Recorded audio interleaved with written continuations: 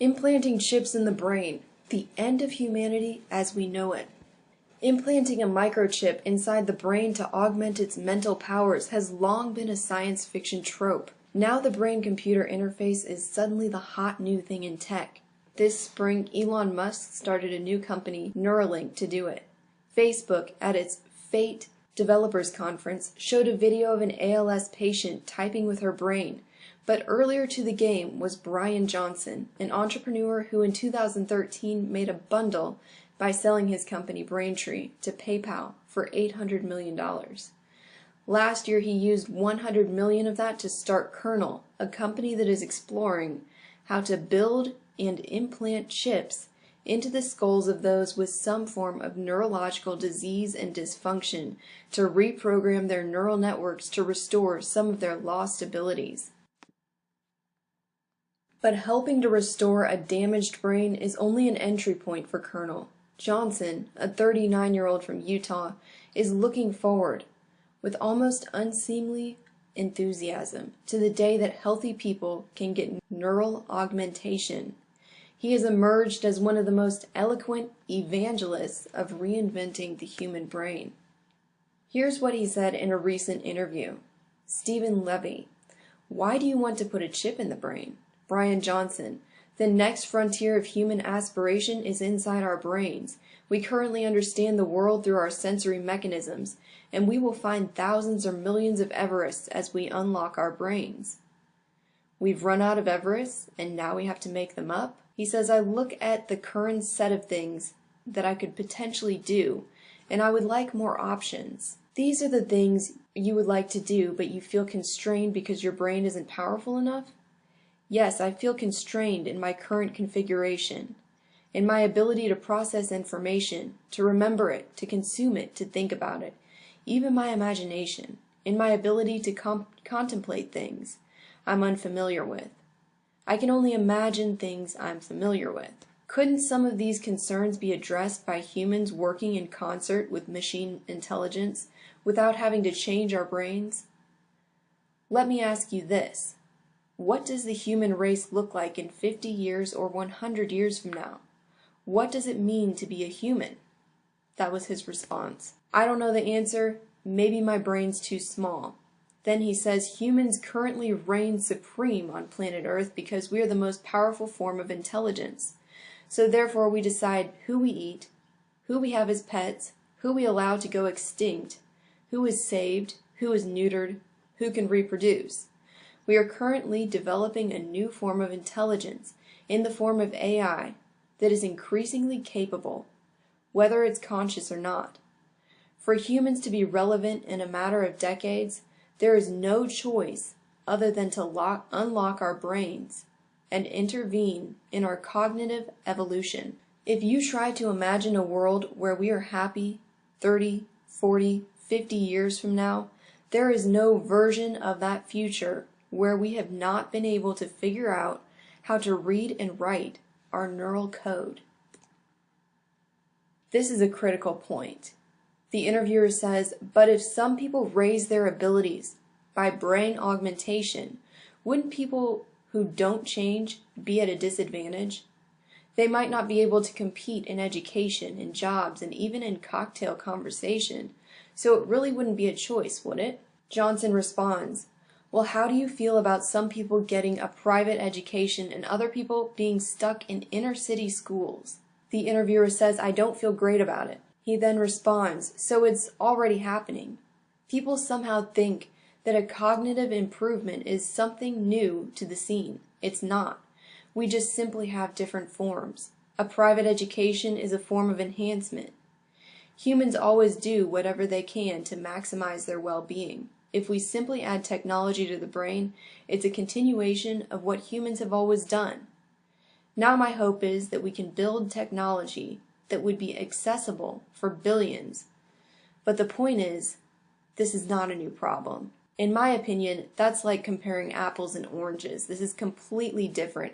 AI has a much larger capacity than comparing different types of schools. Yuval Noah Harari has stated the same thing in his speech to the Carnegie Council in promotion of his book Homo Deus. His eerie statement was, "In the coming century, humankind may have the ability to, first of all, replace natural selection with intelligent design as the fundamental principle of evolution of life.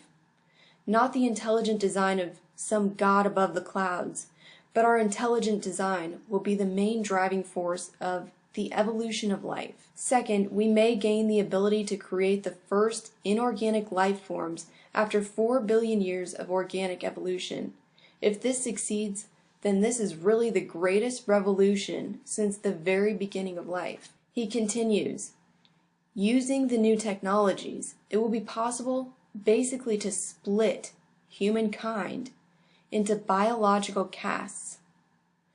Once you open such a gap, it becomes almost impossible to close it." Another related danger is that even without bioengineering and things like that, we will see an extremely unequal society, as elites and states lose their interest and lose their incentive to invest in the health, education, and welfare of the masses. The 19th and 20th centuries were the ages of the masses. The masses were the central force in politics and in society. Almost all advanced countries, regardless of political regime, invested heavily in the health, education, and welfare of the masses. Even dictatorships like Nazi Germany or like the Soviet Union built massive systems of education, welfare, and health for the masses. Hospitals, schools, paying teachers and nurses, vaccinations, sewage systems, and all that. Why did they do it? Not because Stalin and Hitler were nice people, but because they knew they needed the masses. Hitler and the Nazis knew perfectly well that if they wanted Germany to be a strong nation with a strong army and a strong economy, they needed millions of poor Germans to serve as soldiers in the army and as workers in the factories and offices, which is why they had a very good incentive to invest in their education and health. He concludes, "But we may be leaving the age of the masses. We may be entering a new era in which the masses are just not useful for anything.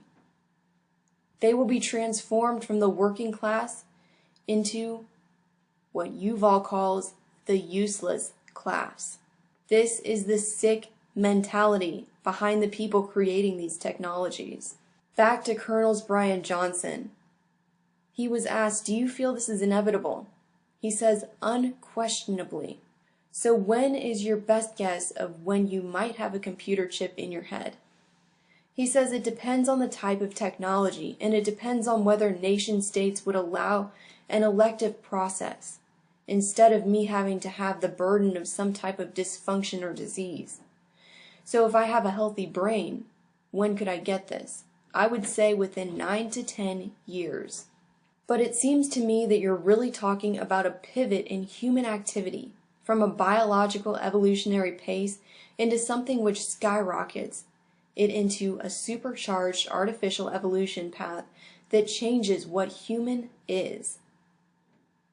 He says exactly, we are now in the era of self-directed evolution, genetically, biologically, neurologically, and physically.